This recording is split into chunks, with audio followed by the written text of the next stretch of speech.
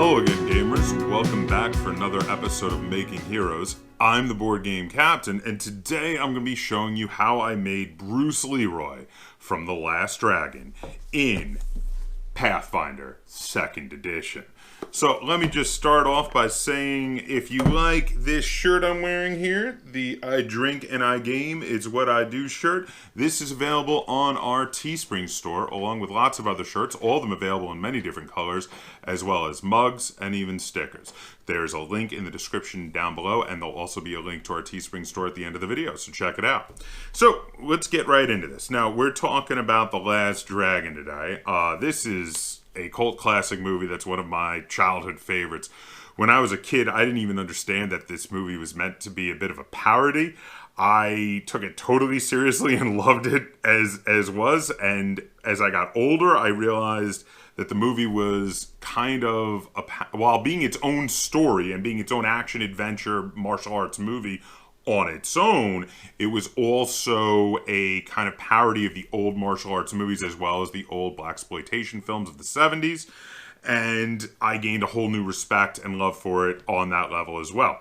So now the main character of the movie is Bruce Leroy. He is our hero. His real name is Leroy Green, but because of his martial arts mastery and many things he does that are subtle references to Bruce Lee, like wearing the iconic yellow jumpsuit and using nunchucks in the movie, he is referred to as Bruce Leroy by several of the other characters in the movie.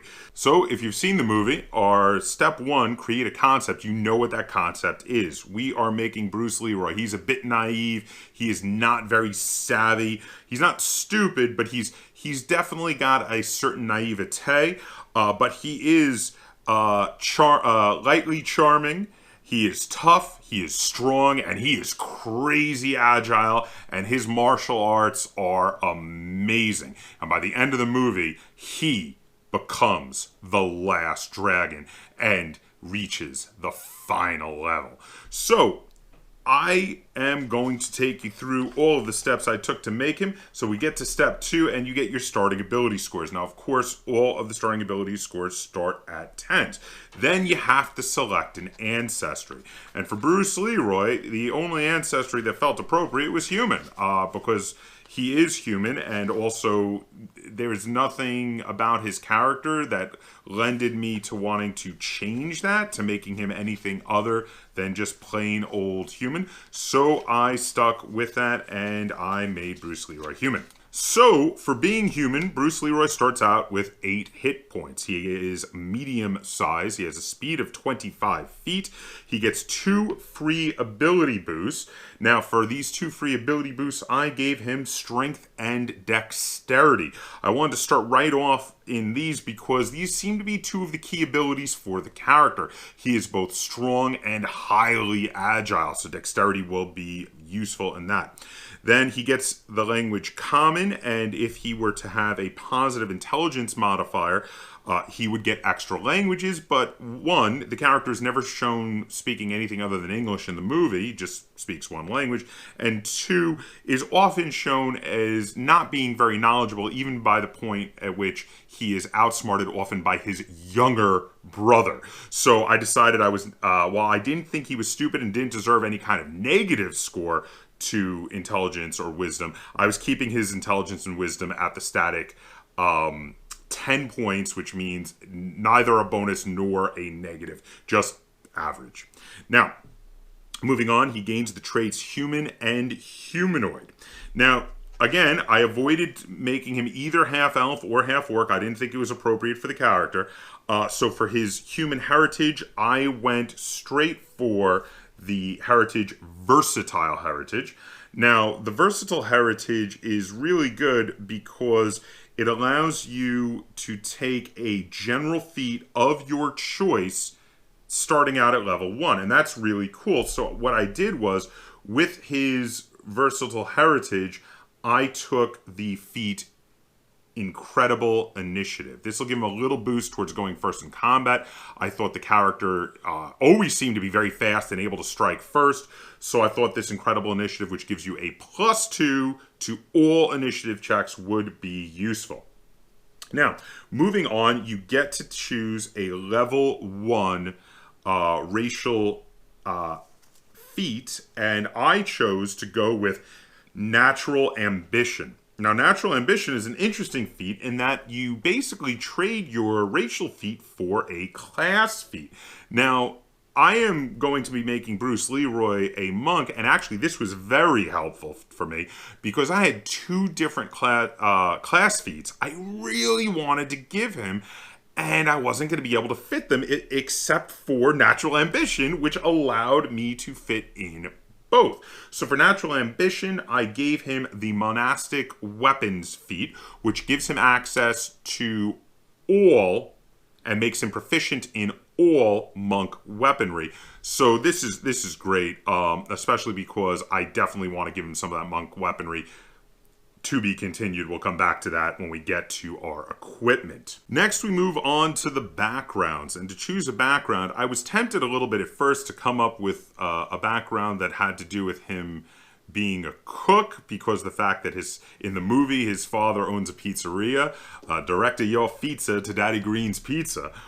But he's never really shown doing much more than manual labor at the pizza shop. He doesn't make any food, nothing like that. So I decided maybe not the best idea. Instead, the one thing that he is definitely shown doing a lot of is martial arts training. He is the one area he's incredibly knowledgeable in is how to fight. And he spends all his time either training himself up on the roof, training others in his own dojo, or training at his master's dojo down by the water. So martial discipline says this, basically, that he's been spending most of his growing up training in some way. It even references possibly that he attended a school in a traditionalist monastery, something of that sort. So this definitely goes along with this sort of theme. Now, for this, you get 2 ability boosts, one of which must be strength or dexterity, your choice. The other is a free ability boost. Then you're trained in your choice of either acrobatics or athletics, and you get a skill feat based on whether you choose whichever one you chose. So if you chose acrobatics, you get catfall, and if you chose athletics, you get quick jump. And finally, you're also trained in the warfare lore skill. So here's what I chose. So first, I gave him his ability boost in dexterity, because I'm very much focusing on making him incredibly dexterous, because he was fast, he was agile, he was an incredible fighter, and I definitely think dexterity should be his key stat in that regard. And then I gave the second one to Constitution. I wanted to raise his Constitution up a bit, because he definitely showed that he could take a beating and get back up and still fight, especially in his final fight with Shonuff, the Shogun of Harlem, where Shonuff really kicked him around for a while, and he still turned around and managed, spoiler alert, to win the fight. Now, I chose athletics, and the reason I chose athletics, I mean, I knew I eventually was going to wind up with both athletics and acrobatics for this character, but the reason I choose athletics here was I wanted to get the quick jump, which is a really awesome feat that allows you to do a jump, even a long jump or a high jump, as a single action.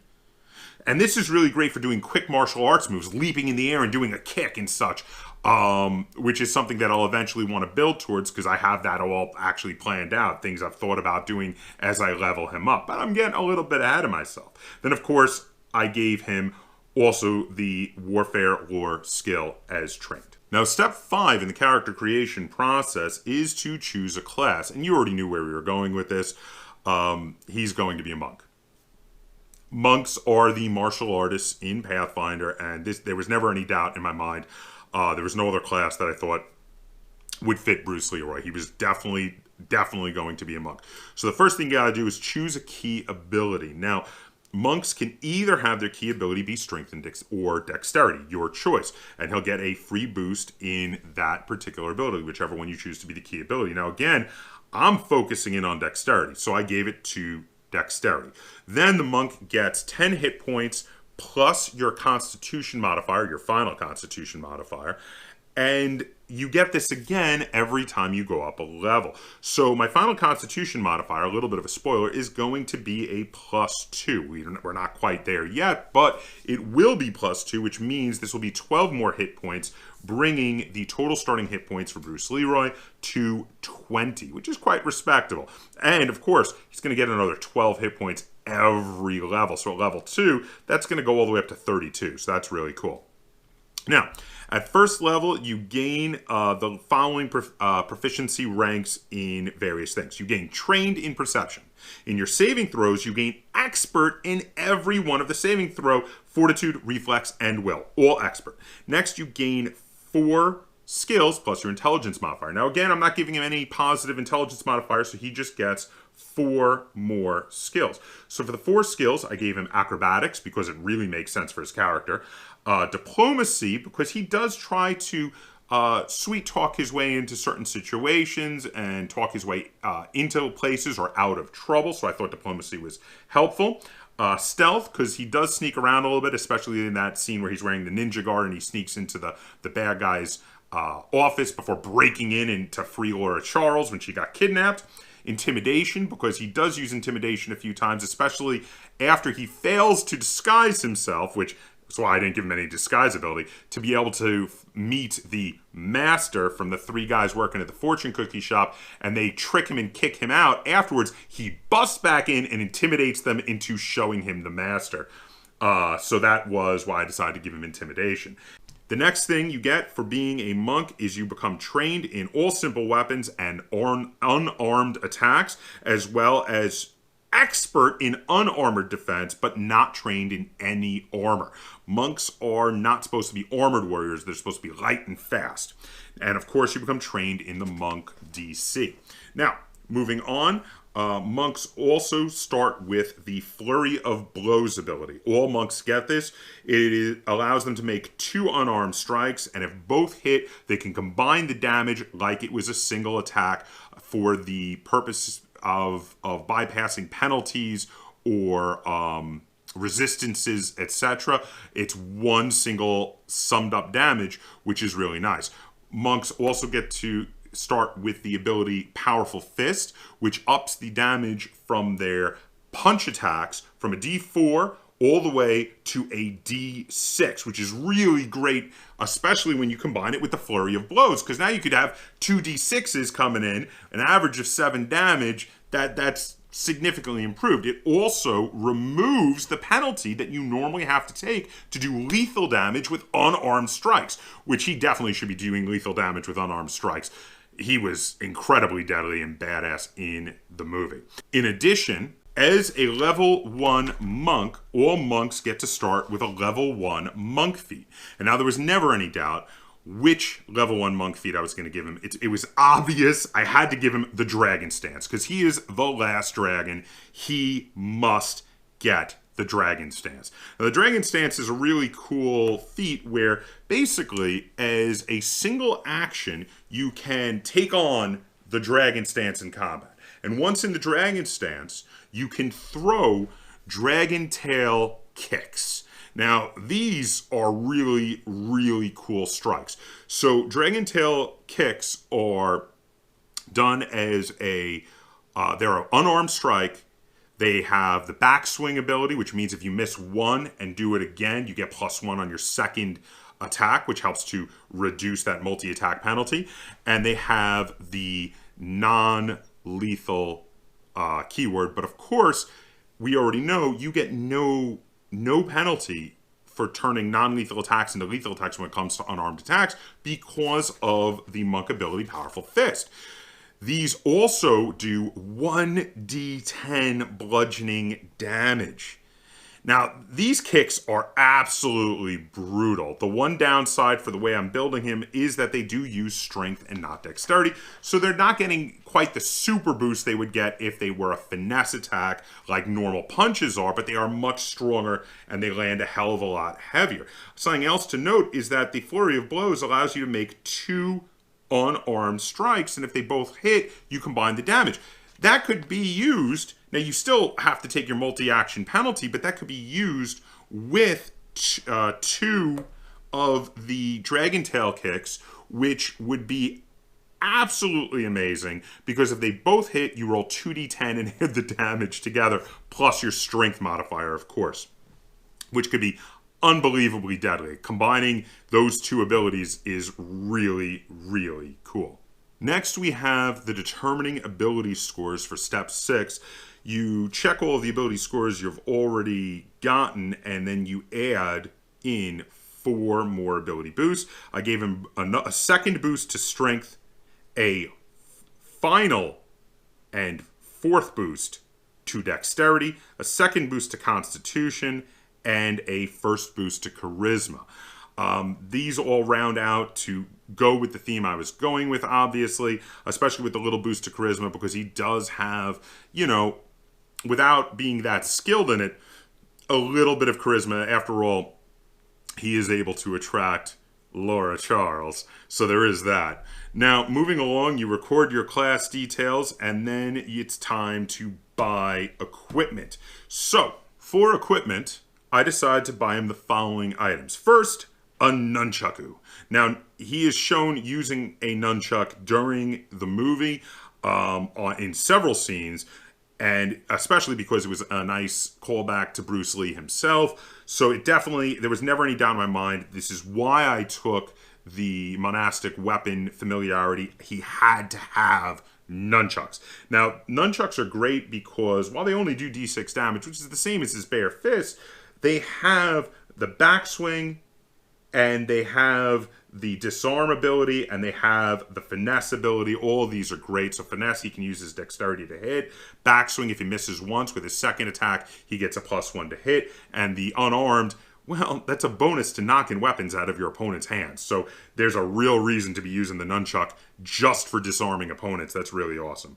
I purchased one of those. Then I purchased 10 Shrikens, because they're incredibly light, but they do that D4 damage, and they use dexterity, plus they get the bonus damage from strength, so they're really good. And he is shown in the movie using small throwing knives that fit the idea of the Shriken. Next, I bought him a pair of Explorer's clothing. He is not proficient in any armor level, but Explorer's clothing is good because it's nice, rugged, durable clothes that at some point could get runes on them to give bonus abilities. It is the lightest level of clothing that you can still put a rune on as if it were armor, even though it's not armor. I bought him an Adventurer's Pack because it's just got a bunch of standard good gear to have. A climbing kit because he's quite agile. He has, of course, acrobatics and athletics, which helps him with such things as jumping and climbing. And a climber's kit has grappling hook and pinions and all sorts of great things for climbing in it. I got him a bandolier for all of his Shrikens to be able to put in. And then he hadn't actually spent that much money, especially because he didn't need to buy any armor. So I decided to buy a handful of potions to use, either on himself or his allies. So I bought a minor healing potion, a lesser antidote, a lesser anti-plague, and a bottle of holy water. So these are all nice things to be able to use.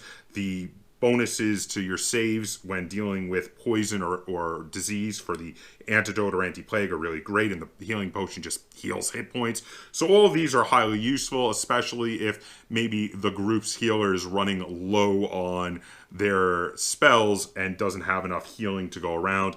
I thought he could be kind of a secondary healer with the fact that he had just some spare cash that he could spend on these items. Step 9 is to do the final calculation of all the modifiers. So I'm going to run you down on what we got here for Bruce Leroy at level 1. So he gets a +2 strength modifier, a whopping +4 dexterity, +2 to constitution, and a +1 to charisma. His wisdom and intelligence are left at +0. Now, his armor class, because of the fact that he is expert in unarmored, is all the way up to a 19, because he gets 5 at level 1 for being an expert in armored, 10 just for living, plus his dexterity modifier, which is an awesome +4, and he gets a total of total of an armor class of 19, which is quite respectable for an unarmored level 1 combatant. Now, moving into the saving throws, we've got a Fortitude saving throw of +7, thanks to that healthy +2 on Constitution. Now, Reflex, of course, is dexterity based. That is all the way up to a +9. Yeah, he's going to be able to dodge lots of traps. That's very useful. And a +5 to willpower, which is not too bad. It's just that, of course, his wisdom modifier being a +0 didn't give a huge bonus to. But since all of those are experts, they're all pretty decent. He has a class DC of 17. He has a +3 to his perception. But don't forget, when using perception as for initiative, he's going to get an automatic +2 to it because of the feat, the initiative feat I gave him. And then for his attacks, he has a fist will do a +7 to hit and do 1d6 damage +2. Again, with the agile, finesse, non-lethal, and unarmed traits. A dragon kick is a +5 to hit, but does 1d10 +2, which is huge. The nunchuck is a massive +7 to hit with a 1d6 +2. The shrikens are a +7 to hit with a 20-foot range with a 1d4 +2. These are all really good. And then for his skills, he's got a +7 for acrobatics. He's got a +5 for athletics, a +4 for diplomacy and intimidation each, a +3 to his lore warfare, and a massive +7 to stealth. So he can be really sneaky if he wants to be. Now, the last section is step 10, finishing details. So when it comes to good to evil and law to chaos, there was never any doubt in my mind. He's lawful good. He is definitely someone who always wants to play by the rules if he can, and always does what is good versus not. So I had to make him lawful good for sure. Now, there's no particular religion shown for the character in the movie, so I glossed over that. Genders, obviously, he's going to be male. And yeah, that's basically it. He is all set and ready to be played. And that is how I made Bruce Leroy from The Last Dragon in Pathfinder 2nd Edition. So go ahead and comment down below. Let me know what you thought of my choices for making Bruce Leroy. Would you have made any different choices in making Bruce Leroy? And one thing I want to draw attention to, something I definitely would be working towards. At level 4, I would be giving the class feat Flying Kick to Bruce Leroy. This is something I would definitely be working towards.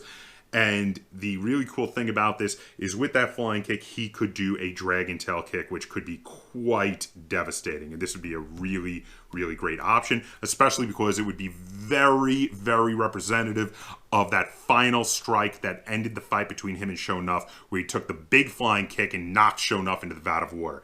And that is awesome. So, if you enjoyed this episode of Making Heroes and you'd like to see me do more like it, be sure to give this video a like, share it on all forms of social media, and if you haven't already, please subscribe to the Board Game Kaptain. That's Kaptain spelled with a K on YouTube. And until next time, game on.